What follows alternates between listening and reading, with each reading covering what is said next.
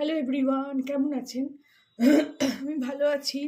আজকে আপনাদের সঙ্গে শেয়ার করছি একটা তরকারি রেসিপি।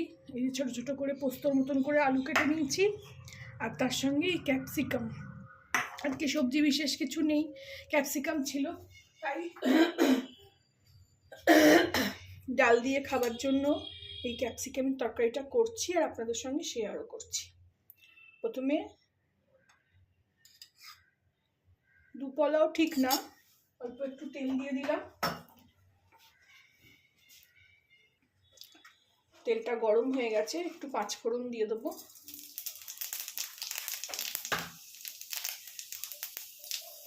তারপরে এই আলুগুলো ছেড়ে দেবো।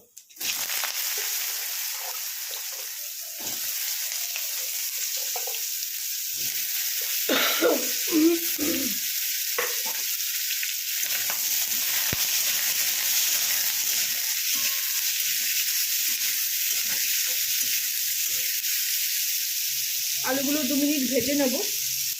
আলুগুলো 2 মিনিট ভেজে নিয়ে তেজ আঁচেই রেখেছি। দিয়ে এখানে 2টো কাঁচা লঙ্কা চিড়ে নিলাম আর ক্যাপসিকামটাও দিয়ে দেবো। খুবই সুন্দর খেতে হয়।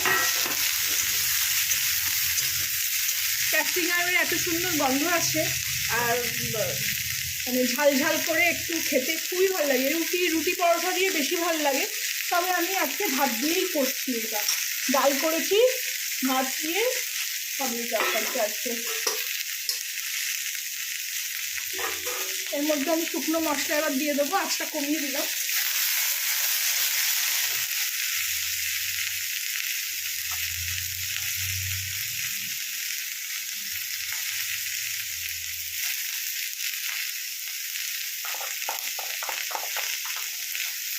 আপনারা ধনে জিরে যা যদি খান দিতে পারেন, আমি তো ধনে জিরে অত খাই না, ওই জন্য দেবো না। দেবো একটুখানি চিনি,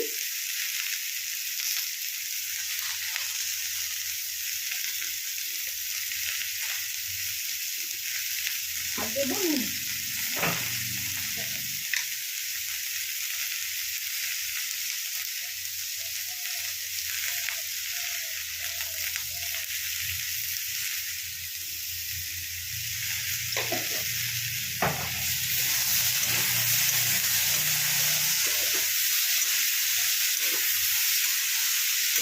ছোটবেলায় যখন ছেলেমেয়েরা ক্যাপসিকাম খেতে ভালোবাসতো না, মানে ওরা শুধু নয়, ছেলে মেয়ে শুধু নয়, ছেলেদের ওদের বাবাও ক্যাপসিকাম না রান্না করলে সব বেছে বেছে ফেলে দিত। তো তখন আমার এই মাথায় বুদ্ধিটা এসেছিলো, যখন দিল্লিতে থাকতাম তখন প্রায়শই না ক্যাপসিকাম এইভাবে তরকারি করে ওদের খাই দিতাম। ক্যাপসিকামটা বেশি বোঝা যেত না, গলে যেত, আর তার মধ্যে ওই টেস্টটা এসে যেত, খুব ভালো লাগতো।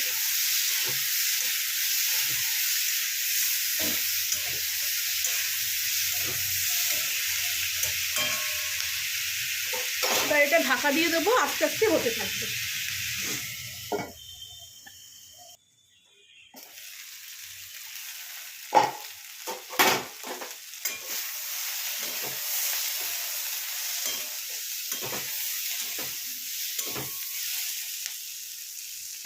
আলু এখনো সেদ্ধ হয়নি, এর মধ্যে আমি একটু এক দু আঁচলা জলের ছিটে দিয়ে দেবো।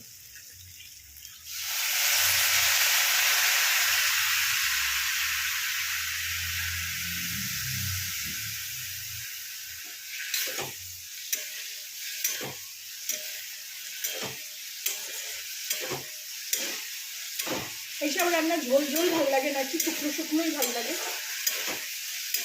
দিয়ে আবার ঢাকা দিয়ে দেবো, কমিয়ে দিলাম। ফিরে আসলাম, খুবই সুন্দর গন্ধ ছাড়ছে ক্যাপসিকামের।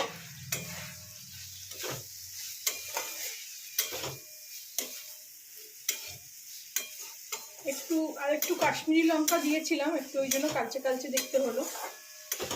রেডি হয়ে গেল আমার আলু ক্যাপসিকামের তরকারি। এবার এটাকে সার্ভ করে নেব। আপনারাও বানাবেন আমি যেভাবে শেয়ার করলাম। ভালো লাগলে আমার চ্যানেলটাকে একটা লাইক, শেয়ার, সাবস্ক্রাইব করে দেবেন।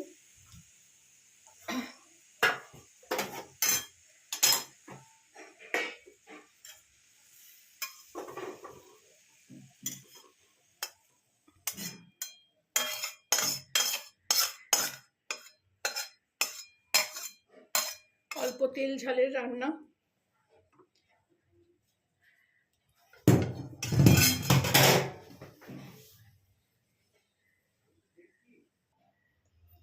Thank you for watching.